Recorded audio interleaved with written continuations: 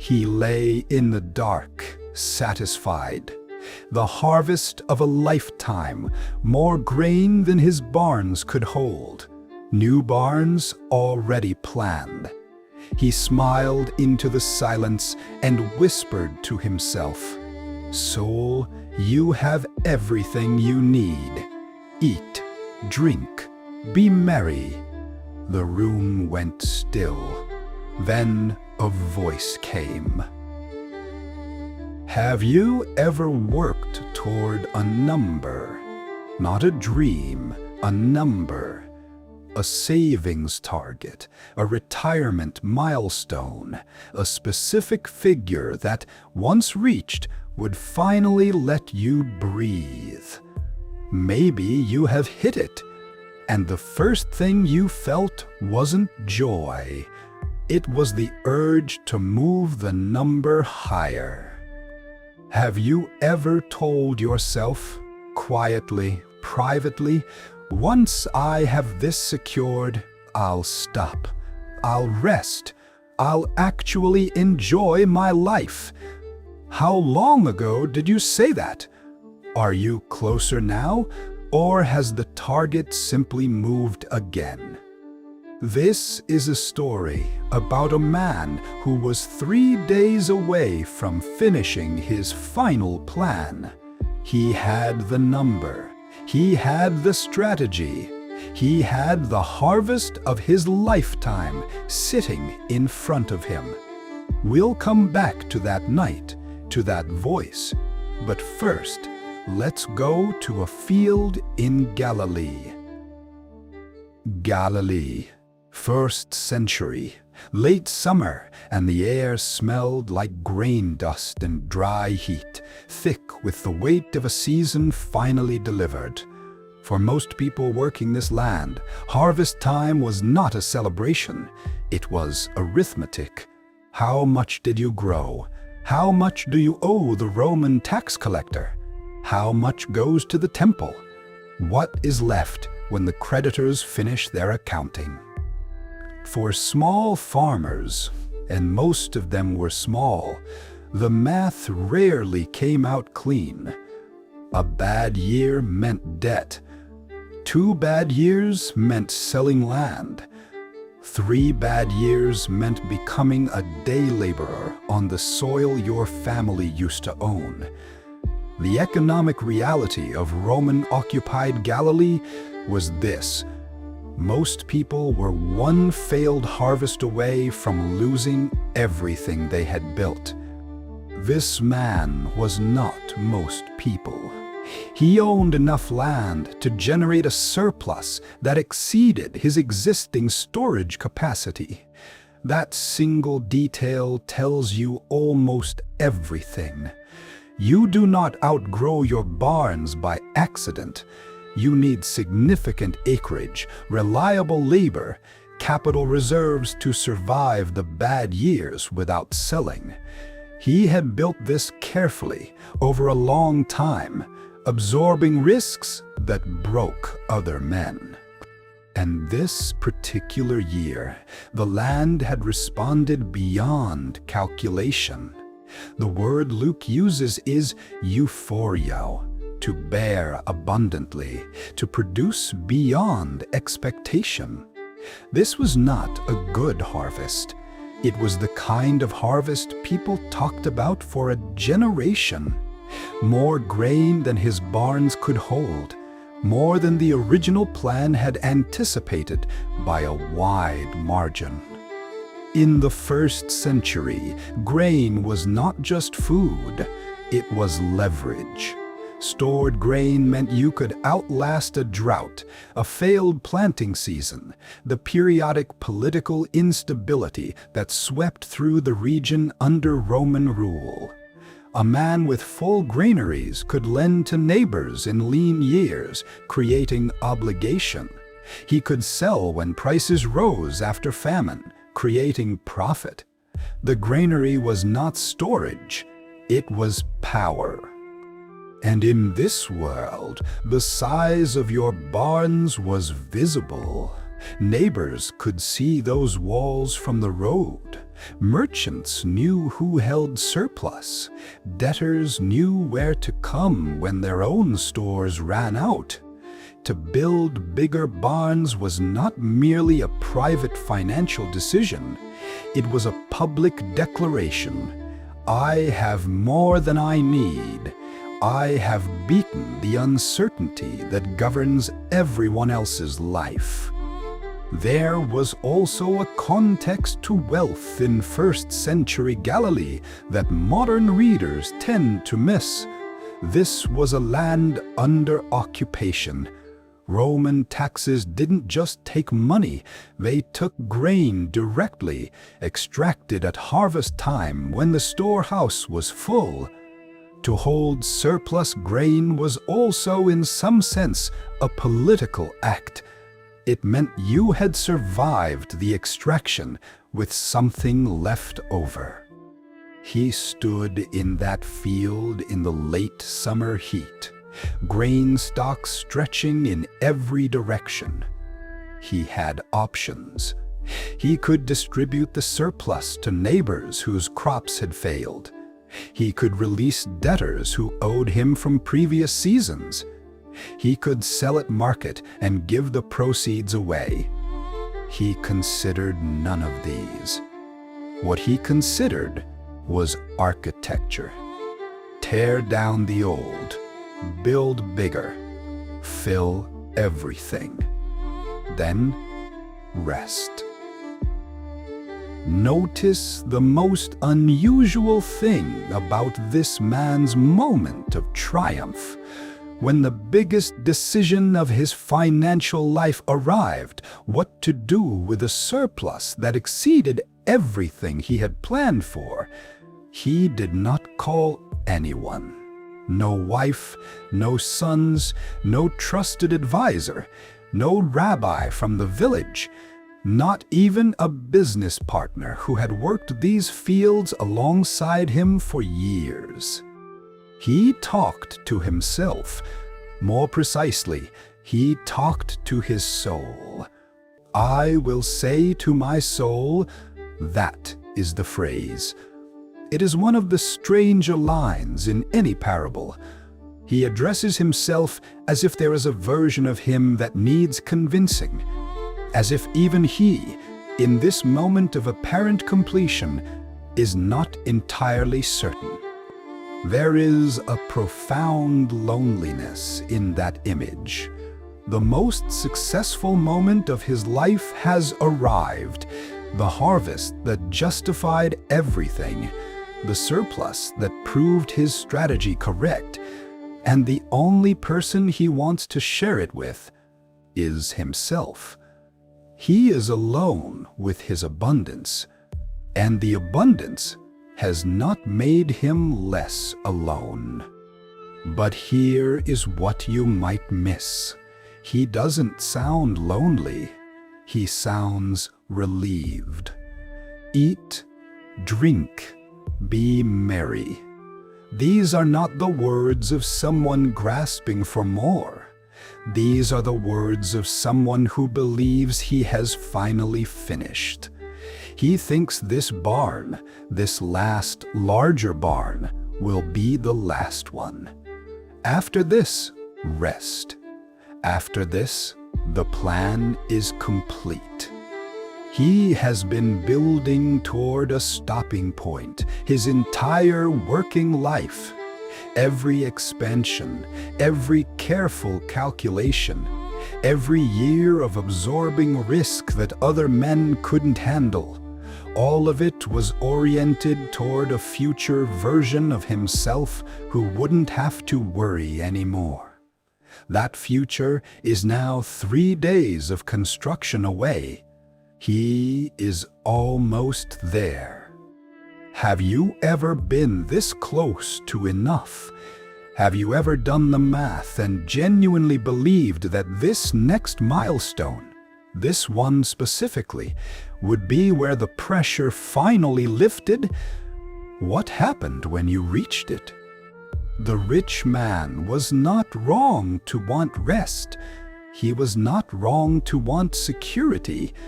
He was not even wrong to build. The problem was not the barns. The problem was what the barns were protecting him from. The thing he had never examined directly. The variable he had never written into any of his plans. Listen to his vocabulary. My grain, my goods, my soul, my years ahead. The pronoun is singular throughout. The circle of concern runs from himself back to himself. He isn't excluding anyone out of cruelty. He simply hasn't noticed that anyone exists outside the frame he has built. This is not the portrait of a villain. It is the portrait of a man who has been looking inward for so long that the world outside the plan has quietly disappeared. And here is the detail the story plants quietly, almost without emphasis. The only direct speech in the entire parable is his speech to himself, not a conversation, not a dialogue, a monologue. In the whole drama of his greatest harvest, the one conversation that matters is the one where he is both speaker and audience. Here is the question the parable never asks out loud. Not, is it wrong to be rich? Not, should you save for the future? Something harder. Something that sits beneath the entire story like the bedrock beneath a field no one has plowed all the way down to.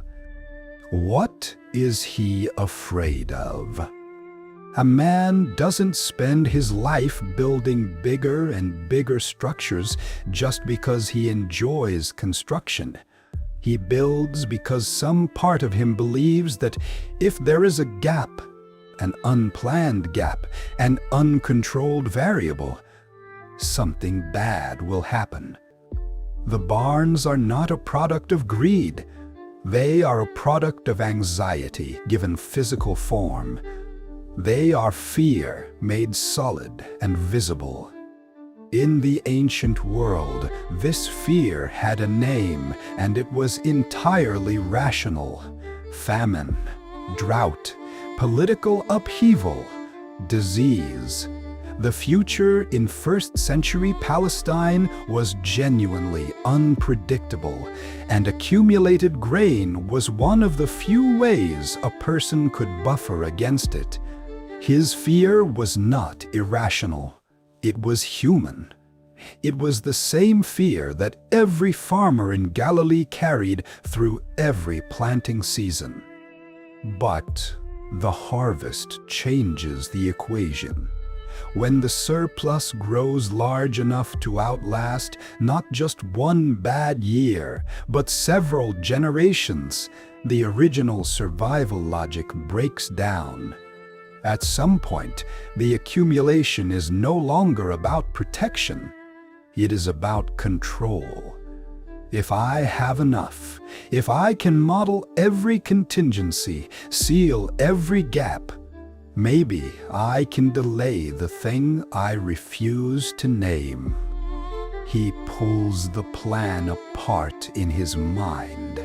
Tear down the old, build bigger. Fill them completely. There I will store all my grain, all my goods, not some, all. The completeness is not incidental. A plan with gaps in it is not a plan, it is a hope. He wants a plan with no gaps left anywhere. There is something worth staying with in the phrase, many years. He doesn't say a few years, he says many. The plan isn't for tomorrow. The plan is for an extended future, one long enough to justify the scale of the new construction. He is building for a self he hasn't met yet, a comfortable, rested, finally finished self, a version of himself that will never need to worry again. He has modeled grain prices. He has accounted for construction labor. He has thought through every logistics question, every variable that could be seen, touched, and counted factored in. Therefore, he makes a completely reasonable decision with one catastrophic blind spot. Outside, the stars moved through their courses. The grain sat in temporary storage, waiting. His workers had been told the plan. Everything was in motion, proceeding exactly as designed. He had one more thing to do: sleep, and in the morning, begin. No spreadsheet has a row for tonight. That night, we don't know what he was doing. Maybe he was finally asleep, genuinely asleep for the first time in years, the anxiety quieted by the completeness of the plan. Maybe he was lying awake, running the construction numbers one more time. Maybe he was, for the first time in a long time, actually at peace. And then God spoke. One word, in the original Greek, aphron. Not sinner, not wicked, not corrupted. Fool. In the Greek moral tradition, a fool is not a bad person. A fool is someone who has failed to perceive something fundamental. Someone whose reasoning, however internally consistent, however carefully constructed, has missed the most obvious fact in the room. God is not accusing him of theft. God is not accusing him of cruelty. God is saying, you have examined your life with extraordinary care, and you have made a profound error of perception. You have been solving the wrong problem. The answer is excellent. The question was wrong. This very night, your soul is required of you. Required, not taken. Required, as if it was always on loan. As if the life he had been treating as the raw material for his plans was never fully his to plan with. As if the title was always provisional, held under terms he had never read and never thought to ask about. And the things you have prepared, whose will they be? This is the question that cuts through everything he has spent decades answering. What will I have? God asks a different question entirely. Who will have it when you are gone? These are not the same question. They do not even point in the same direction. Think about the timing. Not next year, not in his old age when the body starts to give way and the mind begins to turn toward endings. This night, the same night the plan finally clicked into place, the same night the future felt, for the first time, fully and completely secured. He made it to the finish line, and the finish line turned out to be a door he had never seen. We come back now to where we started, the man in the dark, satisfied, whispering to himself. He thought the voice he was waiting for was his own future self, the rested version, the finished version, the one who had finally made it. The voice he got was not that. The parable refuses to tell us what happened to the barns. Luke doesn't answer. Someone built them or didn't. Someone inherited the grain. A son, a creditor, a distant relative who had never worked a single day in those fields. Maybe the very debtors he had walked past at the market for 20 years. The harvest he spent his entire life protecting is now in hands he never planned for. The future he secured so carefully has arrived, and he is not in it. What he thought was permanent turned out to be borrowed. What he thought was secured turned out to be temporarily managed.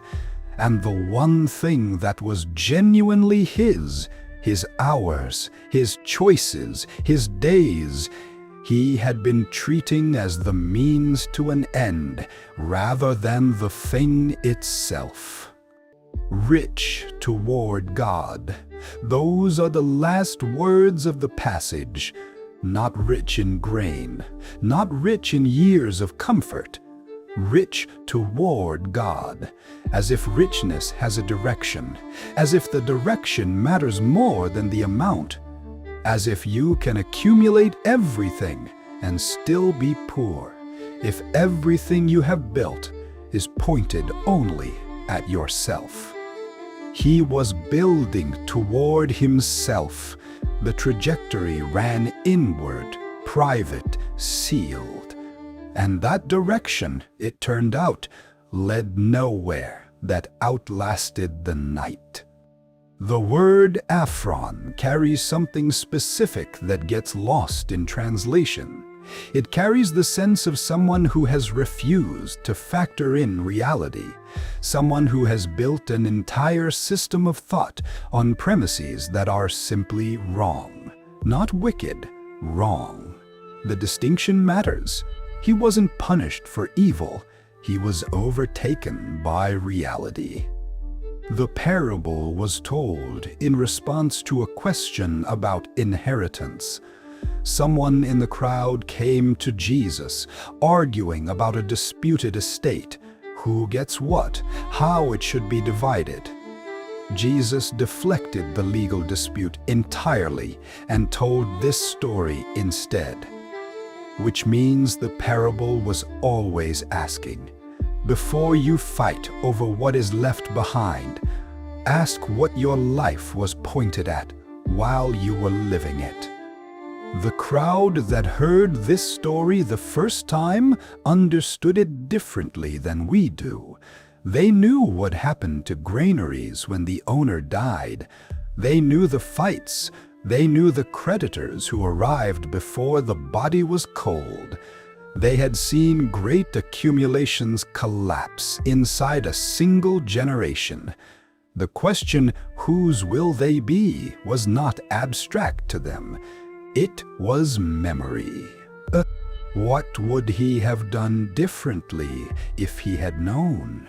If that morning, the morning of the great calculation, he had understood that this was his last day of planning, would he have built the same barns? Would he have spoken to his soul in the same way? The parable doesn't offer him a second chance. It doesn't show us a version where he chooses differently. It simply stops. The question echoes into the silence, but the question was never really about him. Whose will they be? That question is looking at you. In 1973, cultural anthropologist Ernest Becker published a book called The Denial of Death. His central argument was simple and disturbing.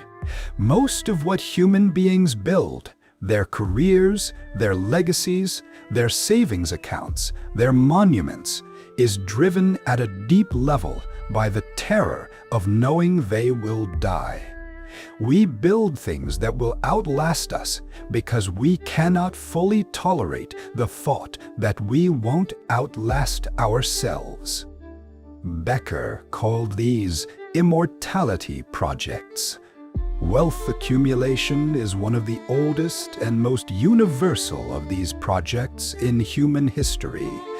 We pour our finite hours into structures we hope will outlast the hours. The book won the Pulitzer Prize. Becker died the same year it was published. This is not cynicism. It is what the research says. Studies on what psychologists now call terror management theory show something specific. When people are reminded of their own mortality, even subtly, even briefly, they immediately increase their desire for expensive, high-status goods. The appetite for more grows sharper when death gets closer to the surface of awareness. We build barns when we are afraid. The barns are fear made solid. Now think about what the modern barn looks like. It is not made of stone.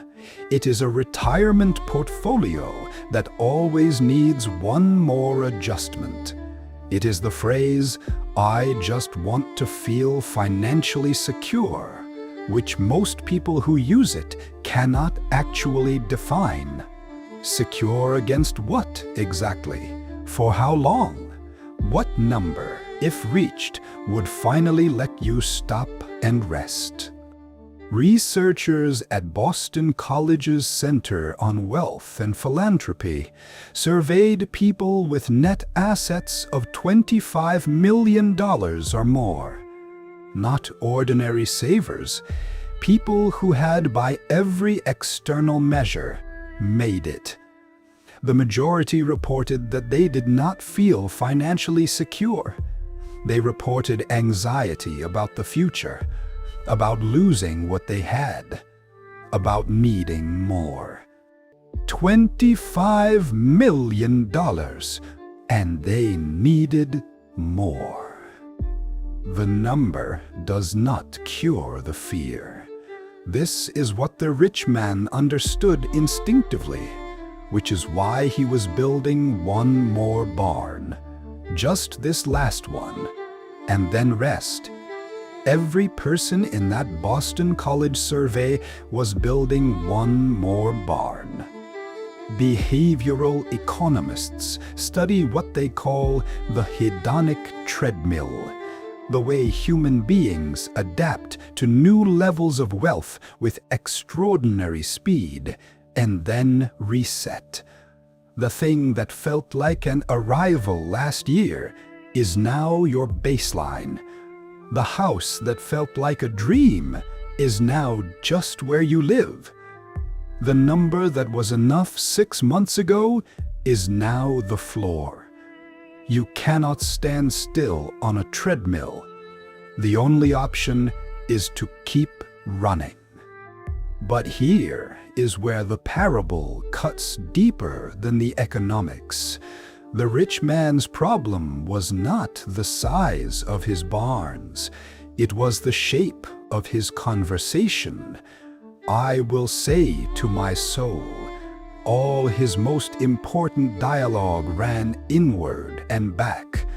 Every variable he weighed, every plan he built, pointed toward himself.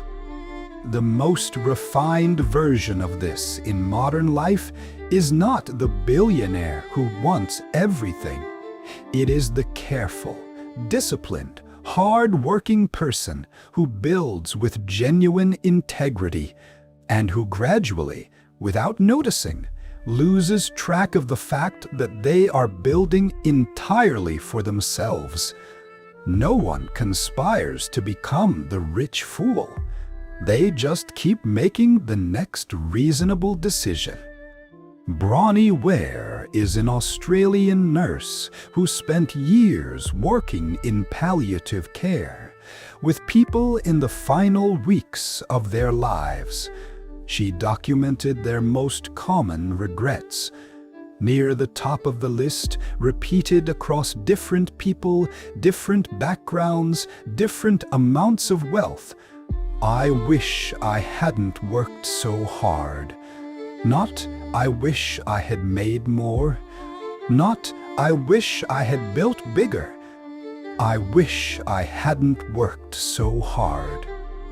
They were standing at the end, looking back at the barns, asking the question God asked, whose will they be? And realizing that the grain went somewhere, but the life, what was done with the life, was irretrievable. There is a particular kind of exhaustion that appears in the stories of very successful people near the end. Not the exhaustion of failure, but of success. They did everything right. They built exactly what they planned to build. And somewhere in the building, the original question, "Why am I doing this?" got quieter and quieter until it stopped being asked at all. What fills that silence is more planning, more numbers, more barns. Not because the person is greedy, but because the plan, once moving, develops its own momentum. It becomes the answer to questions it was never meant to answer, including the ones that actually matter. What are you building toward? Not how much. That is the wrong question. Toward what? Toward whom? The direction matters more than the distance. The parable ends before the burial, before the estate is divided, before anyone argues over the grain or discovers what the new barns were worth. It ends at the question, whose will they be?